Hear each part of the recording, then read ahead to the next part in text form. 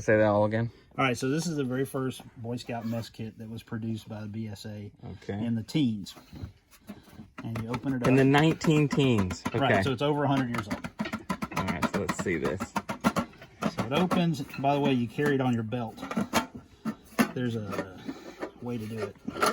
And so it comes out like this. And it's a stove. It makes a little grill like this. Okay. And it goes like this.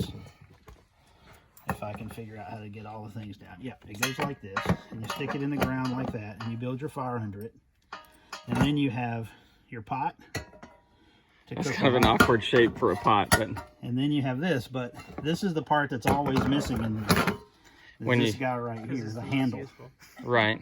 Oh, yeah, let's get that. See, that's the handle. That's the part that's always missing when you find these. So you would set your cup on your little grill there, boil your water, drink it.